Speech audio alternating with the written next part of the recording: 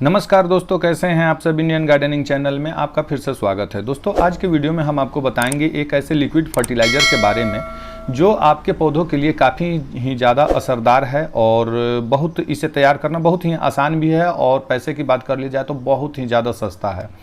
तो दोस्तों ये जो खाद है इसका जितना ज़्यादा फ़ायदा है उतना ही ज़्यादा नुकसान भी है। यदि आप किसी भी प्रकार के फूल फल और सब्जियों पे इसका इस्तेमाल करना चाहते हैं तो ध्यानपूर्वक आप इसकी सावधानियों के बारे में पहले समझ लें।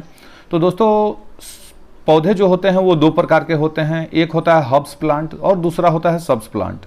तो दोस्तों हर्ब्स प्लांट का मतलब वैसे जो हर्बल प्लांट के तरह होते हैं जिनके जो स्टेम होते हैं, तने होते हैं, वो ग्रीन होते हैं। तो इस खाद का प्रयोग उन पौधों पे बिल्कुल नहीं करना है। यानी ये इतना ज़्यादा नाइट्रोजन रिच फर्टिलाइज़र है कि इसके नाइट्रोजन को वो सहन नहीं कर सकेगा और सूख भी सकता है आपका पौधा।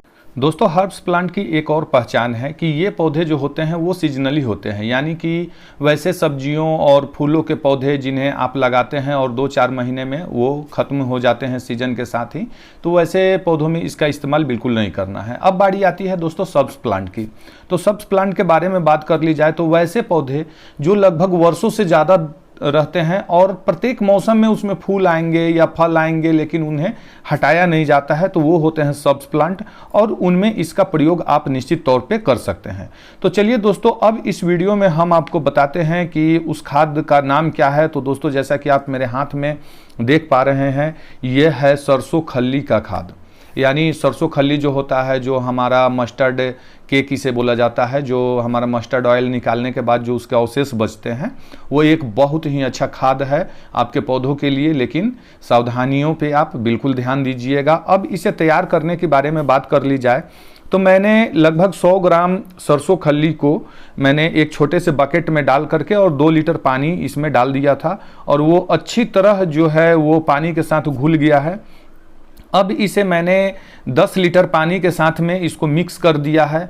तो दोस्तों मात्रा आप समझ सकते हैं कि 100 ग्राम खाद को मैंने 100 ग्राम मस्टर्ड केक को 10 लीटर पानी में मिलाया है और इसे मैं कम से कम 10 पौधों में दूंगा या 10 से अधिक कर दूंगा। यदि पानी की मात्रा कम या ज़्यादा हो जाए तो ज़्यादा कोई बड़ा इशू नहीं है, क्योंकि आपको इसका प्रयोग महीने में एक बार किसी भी पौधे पे करना है, इससे ज़्यादा ना करें क्योंकि ये खाद बहुत ही ज़्यादा असरदार होता है। तो यदि हिसाब लगाया जाए तो एक पौधे को 1 ग्राम देंगे तो इससे ज़्यादा नुकसान नहीं हो सकता है। दोस्तों इसमें एक और बड़ी बात है, बहुत सारे मेरे दोस्त पूछते हैं कि सरसों खल्ली के खाद का प्रयोग हम गर्मियों के मौसम में कर सकते हैं कि नहीं। दोस्तों इससे कई पौधे सूख जाते हैं, तो लोगों का मानना ये होता है कि इस खाद में बहुत ज़्यादा गर्मी होती है और इससे पौधों को भारी भरकम नुकसान उठाना पड़ सकता है, लेकिन ऐसी बात नहीं है। ये नाइट्रोजन रिच फर्टिलाइज़र होता है, इसमें नाइट्रोजन की मात्रा बहुत अत्यधिक मात्रा में रहती है और ऐसे पौधे जो हम वर्षों से एक ही गमले में लगा करके रखे हैं, उनकी बार बार रिपोर्टिंग या सॉइल चेंजिंग का काम हम नहीं कर पा रहे हैं, तो उनमें न्यूट्रिएंट्स की काफ़ी ज़्यादा कमी हो जाती है, उनके ग्रोथ रुक जाते हैं। आप देखते होंगे कि जो भी पौधा है पहले वर्ष तो अच्छी तरह ग्रोथ करता है, लेकिन 1 वर्ष के बाद उनमें ग्रोथ रुक जाती है, फ्रूटिंग और फ्लावरिंग पे असर पड़ने लगता है। तो यदि आप इस खाद का उसमें प्रयोग करते हैं महीने में एक बार, तो उनका जो बाकी जो न्यूट्रिएंट्स डिफिशियंसी जो है वो बिल्कुल मेंटेन हो जाता है। यानी जो भी उसमें आपको न्यूट्रिएंट्स की जो कमी है उसकी पूर्ति हो जाता है इस खाद से। इसमें बहुत सारे नाइट्रोजन के अलावा भी बहुत सारे इसमें वैसे पोषक तत्व हैं जो आपके पौधों के लिए बहुत ज़्यादा ज़रूरी हैं। उनमें फ्रूटिंग के लिए, फ्लावरिंग के लिए, उनके ग्रोथ के लिए जो भी न्यूट्रिएंट्स की आवश्यकता होती है वो इससे मिलते हैं। जैसे कि आप देख पा रहे होंगे कि मैंने नींबू के पौधे पर भी इसका प्रयोग किया है। तो इससे हमको, मैं बहुत पहले से करते आ रहा हूँ, ये पहली बार मैं नहीं कर रहा हूँ, तो उनमें हमको बहुत अच्छे मतलब बेनिफिट्स मिले हैं, बहुत अच्छे फ़ायदे मिले हैं। जैसा कि आप देख पा रहे होंगे कि अभी ये मधुमालती का पौधा है और इसका जो स्टेम होगा वो देख पाएंगे कि ये ब्राउन होता है और इसमें बहुत अच्छी फ्लावरिंग हो रही है। और इसे मैंने कोई ज़मीन में नहीं लगा करके रखा है, बिल्कुल ये 10 इंच के पोट में है।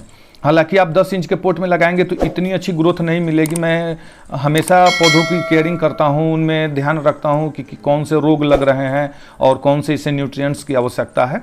तो इन बातों पर मैं बहुत ज़्यादा ध्यान देता हूं। इसके साथ ही आप जैसे देख पा रहे होंगे कि ओड़हुल वगैरह और भी बहुत सारे फूलों के पौधे हैं जिनमें आप दे सकते हैं। ध्यान रखें उसका तना जो हो वो ग्रीन नहीं होना चाहिए, कोई भी फूल हो।